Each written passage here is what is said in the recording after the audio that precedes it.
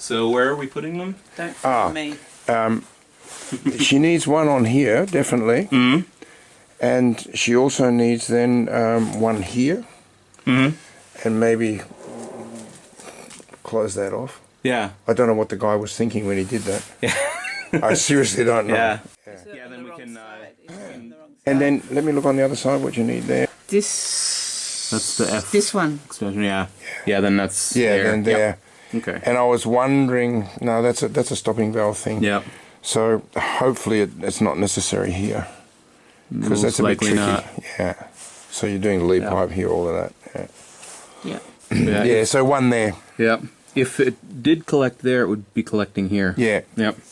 But probably not. This one mostly. Yep. That one. Okay. Yeah. Yeah.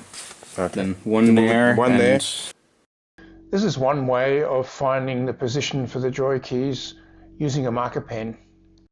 How many instruments have you fitted out with JoyKeys now?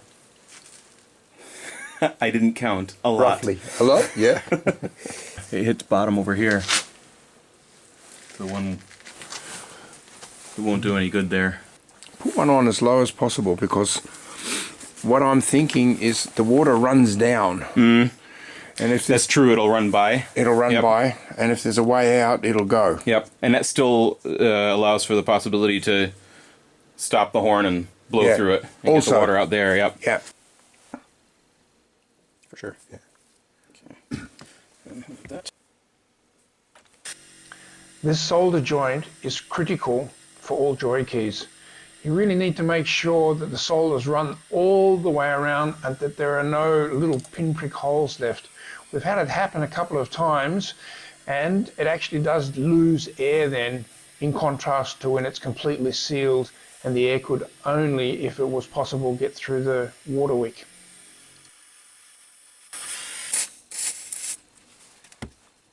Amazing how quickly that cools it, no? Mm. Just that little bit of water. Yep. Here you can see Sam using the flame to heat to remove some of the excess solder. Yep. All the way around. The solder is cleaned up. Okay, that's cleaned up. One in that direction and 190 degrees to it. Oh, there we go.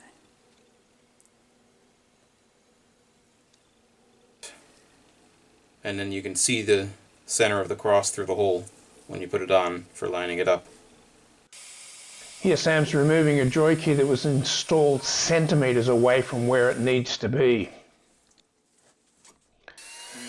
The Dremel is Sam's tool of choice for cutting out a patch from an old tuning slide that's got a similar curve to it to the one that's going to be patched. So it saves a bit of time, a bit of work, and it's a pretty quick, nifty way of doing the job.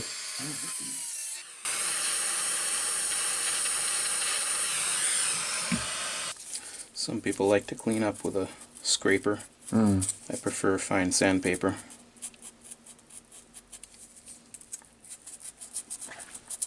The small sanding scrapes get polished out in the end, and scrapers can tend to chatter into the surface, which doesn't go away as easily.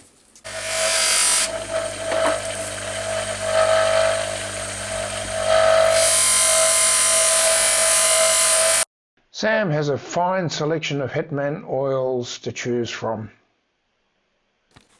Here's the finished patch. I have 2 each on 3 of my instruments. They make no difference.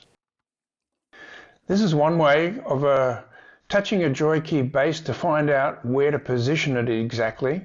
It's my preferred method because I found it to be more accurate than if you just try and locate the position with a marker pen. It's something about that bit of metal being on the slide and then having a look at it when the player's holding the instrument that helps to get the position just exactly where it needs to be. Often you'll find that it's a ½ centimetre or even more out if you do it with a pen and then check it with this method here. Okay. Does it change the position at all? We've moved up about a ½ centimetre. Where's the black mark? inside, or Yeah, you can see one bit of it? That's what they put in. Flux. flux. When using the method with the wires, it's important to pay attention to the heat if the horn is lacquered. Yeah. The wires can conduct the heat and cause the lacquer to burn if you're not careful. And the clamp doesn't do that because it's bigger? The clamp doesn't do that because it's a larger diameter, yep. Oh, okay.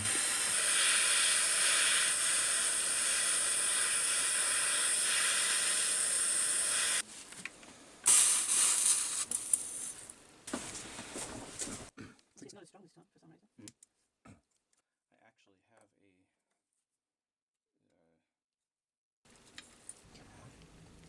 a... Maybe you can get it Yeah, there from we the go. side. Yeah, nice.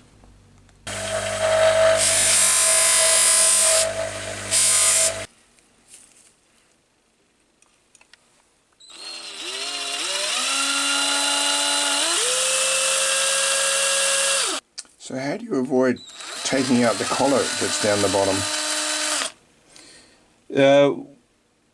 When you put the drill in, you just have to make sure that it's centered. Centered, yeah. Yep. So I should make that point when you put the drill in, Yep. make sure And it's once centered. once you have it centered in that collar, it doesn't take it away. Ah, okay. It scrapes along the edges slightly, but doesn't drill it out. Yeah.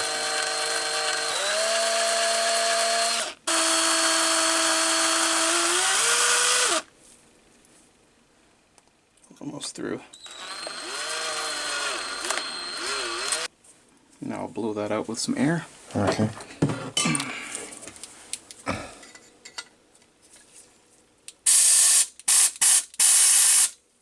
Deburr the inside. Deburr the inside, yeah. Yep.